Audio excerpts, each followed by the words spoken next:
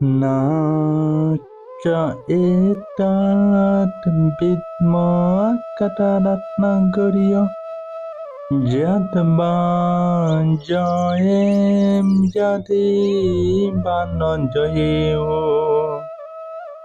জানিব অতন যে বিষামস্তে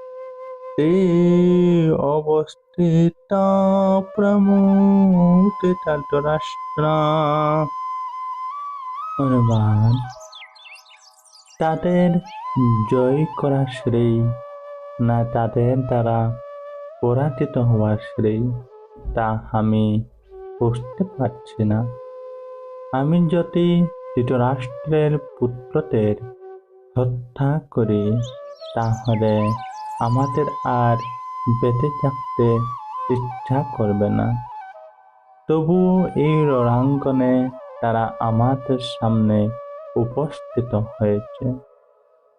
তাৎপর্য: যুদ্ধ করাটা যদিও ক্ষত্রিয়ের ধর্ম, তবুও অর্জুন স্থির করতে পারছিলেন না যে সেই অনর্থক হিংসাত্মক যুদ্ধে রত হবেন নাকি ভিক্ষাবৃত্তি গ্রহণ করে জীবন ধারণ করবেন।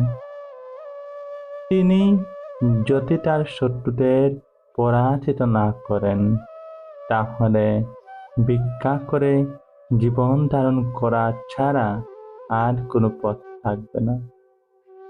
আর তাছাড়া যুদ্ধের যে কোন পক্ষে জয় হবে তার কোনো নিশ্চয়তা ছিল না। যুদ্ধে পাণ্ডবদের জয় হলেও ধৃতরাষ্ট্রের পুত্রদের অবর্তমানে জীবন ধারণ করা তাদের পক্ষে নিতান্ত দুর্বিষহ হবে বলে অর্জুন মনে করেছিলেন। এদিক দিয়ে বিচার করলে সেটিও তাদের পক্ষে একরকম পরাজয়।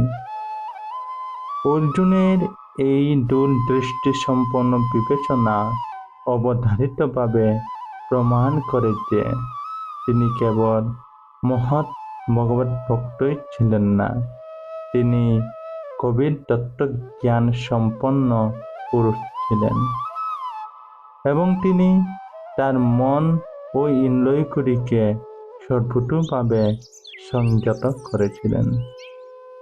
যদিও তিনি রাজকীয় পরিবারে জন্মগ্রহণ করেছিলেন, কিন্তু তা সত্ত্বেও তিনি ভিক্ষাবৃত্তি গ্রহণ করে জীবন ধারণ করতে মনস্থ করেছিলেন।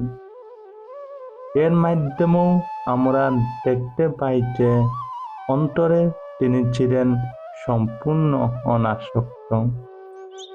এই সমস্ত সদ্গুণাবলী এবং তার গুরুদেব শ্রীকৃষ্ণের মুখপদ্ম বাক্যের প্রতি তার গভীর নিষ্ঠা, এই দুইয়ের সমন্বয়ের ফলে তিনি ছিলেন প্রকৃত ধার্মিক। আমরা এখন এই সিদ্ধান্তে পৌঁছতে পারি যে মুক্তিলাভের জন্য অর্জুন সম্পূর্ণরূপে যোগ্যতা সম্পন্ন ছিলেন। ইন্দ্রিয়জ্যোতি সংযত না হয় তবে দিব্যজ্ঞান উপলব্ধির স্তরে উন্নীত হওয়ার কোনো সুযোগ থাকে না।